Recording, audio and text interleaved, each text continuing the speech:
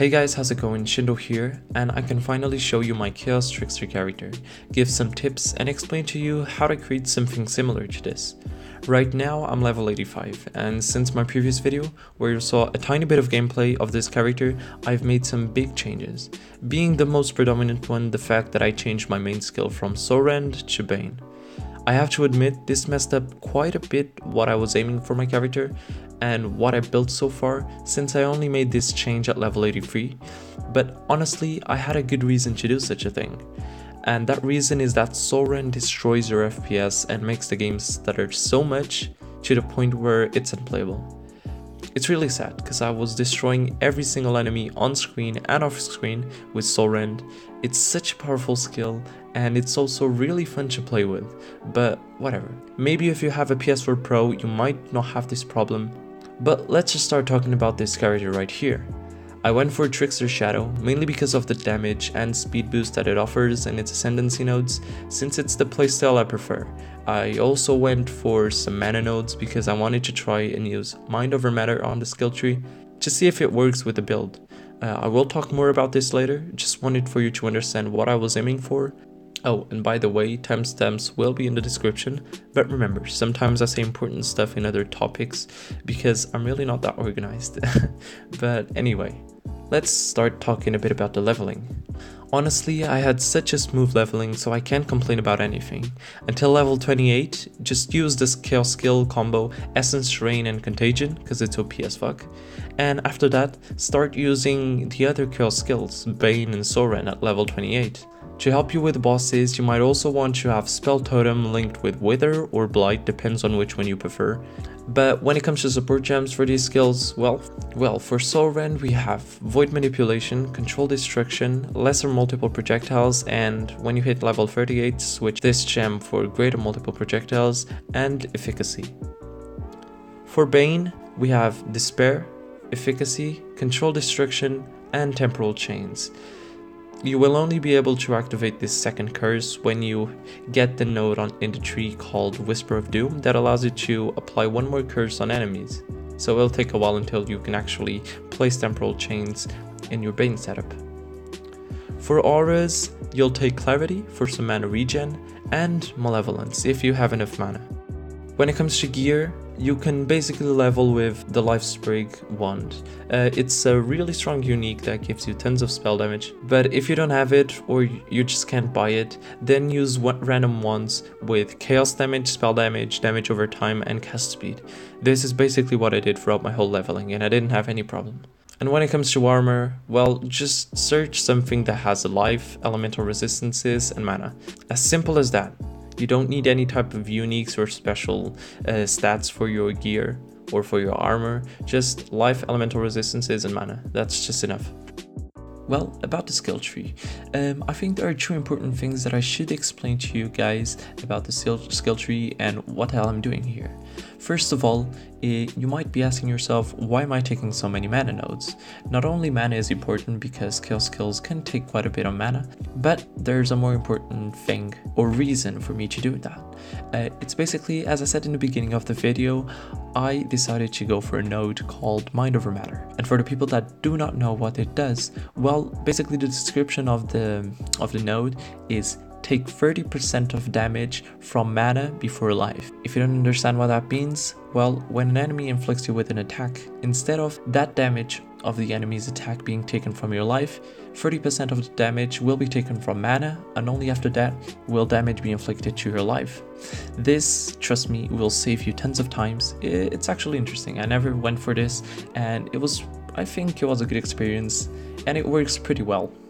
Secondly, as I told in the beginning of the video as well, I started this build with rend, so Area of Effect isn't something that works with rend. So with that in mind, I only started choosing some Area of Effect nodes when I got into my 80s levels. And you shouldn't do that. I think Area of Effect feels pretty nice on Bane, and you should start doing that earlier in the leveling. So you might see me pick like 5 or 6 Area of Effect nodes, so whatever feels good for you, or whenever you start feeling like the Area of Effect isn't enough, just grab those nodes and it'll be okay.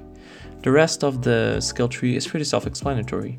Get some chaos damage over here, some damage over time over there, and some life nodes wherever you can possibly find some.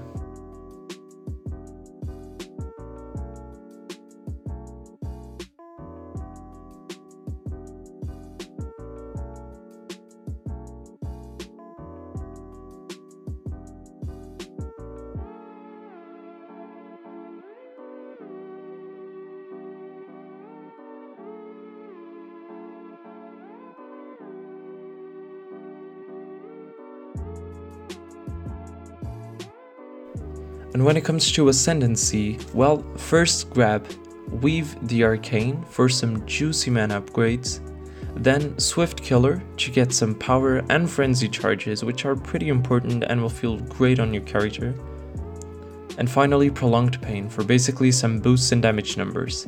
If you want to know more about these ascendancy nodes in detail, just read them, because I don't want this video to be very long, and these nodes are pretty self-explanatory, so it's simple for you to understand even as a new player. One gives you mana, the other one gives you cast speed, damage over time, and so on.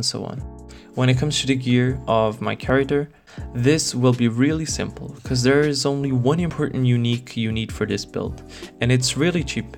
It's a staff called Cane of Unraveling. It's really nice for Bane, and it costs around 4 kills orbs. For the rest of the gear, try to maximize your life and resist numbers for your character's survivability, because right now I'm easily doing tier 11s and tier 12 maps only with this simple gear setup. Of course, if you want to take your character into the endgame, you will probably have to change some stuff, but that's not the focus with my character at least. And finally, let's talk about gems. First, Bane.